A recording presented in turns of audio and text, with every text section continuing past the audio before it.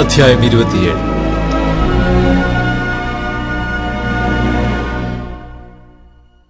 അന്നാളിൽ യഹോവ കടുപ്പവും വലിപ്പവും ബലവുമുള്ള തന്റെ വാൾ കൊണ്ട് വിദ്രുതസർപ്പമായ ലിവ്യാഥാനെയും വക്രസർപ്പമായ ലിവ്യാഥാനെയും സന്ദർശിക്കും.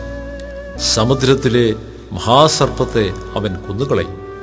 അന്ന് നിങ്ങൾ മനോഹരമായ ഒരു മുന്തിരിത്തോട്ടത്തെപ്പറ്റി പാട്ടുപാടുവീൻ. യഹോവയായ ഞാൻ അതിനെ സൂക്ഷിക്കും, ക്ഷണം പ്രതി ഞാൻ അതിനെ നനയ്ക്കും. ആരും അതിനെ തൊടാതിരിക്കേണ്ടതിന് ഞാനതിനെ രാവും പകലും സൂക്ഷിക്കും. ക്രോധം എനിക്കില്ല. യുദ്ധത്തിൽ പറക്കാരെയും മുൾപ്പടർപ്പും എനിക്ക് വിരോധമായിരുന്നെങ്കിൽ കൊള്ളായിരുന്നു. ഞാൻ അവയുടെ നേരെ ചെന്ന് അവയെ ആകപ്പാടെ ചുട്ടുകളയുമായിരുന്നു. അല്ലെങ്കിൽ അവൻ എന്നെ അഭയം പ്രാപിച്ച് എന്നോട് സമാധാനം ചെയ്തു കൊള്ളട്ടെ. അതെ, അവൻ എന്നോട് സമാധാനം ചെയ്തു കൊള്ളട്ടെ. വരുംകാലത്ത് യാക്കോബ് വേരൂന്നുകയും ഇസ്രയേൽ തളർത്തുപോക്കുകയും അങ്ങനെ ഭൂതലത്തിന്റെ ഉപരിഭാഗം ഫലപൂർണമാകുകയും ചെയ്യും. അവനെ അടിച്ചവരെ അടിച്ചതുപോലെയോ അവനെ അടിച്ചത്, അവനെ കൊന്നവരെ കൊന്നതുപോലെയോ അവൻ കൊല്ലപ്പെട്ടിരിക്കുന്നത്? അവരെ ഉപേക്ഷിച്ചതിനാൽ നീ മിതമായിട്ട് അവളോട് വാദിച്ചു. കിഴക്കൻ കാറ്റുള്ള നാളിൽ അവൻ കൊടുങ്കാറ്റുകൊണ്ട് പാറ്റിക്കളഞ്ഞു. ഇതുകൊണ്ട് യാക്കോബിന്റെ അകൃത്യത്തിന് പരിഹാരം വരും.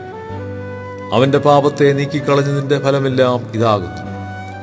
അവൻ ബലിപീഠത്തിന്റെ കല്ലൊക്കെയും ഇടിച്ചു തകർത്ത ചുണ്ണാമ്പുകല്ല് പോലെ ആക്കുമ്പോൾ അശേരാപ്രതിഷ്ഠകളും സൂര്യസ്തംഭങ്ങളും ഇനിയും നിവർന്നു നിൽക്കുകയില്ല.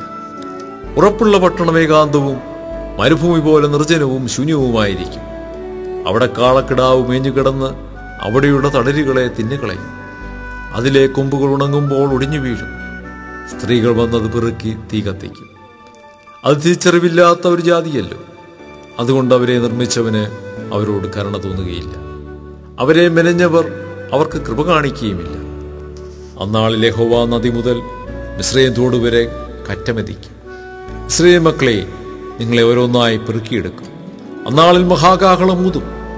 അശൂർ ദേശത്ത് നഷ്ടരായവരും മിസ്രയീം ദേശത്ത് ഭ്രഷ്ടരായവരും വന്ന് യെരുശലേമിലെ വിശുദ്ധ പർവ്വതത്തിൽ യഹോവയെ നമസ്കരിക്കും.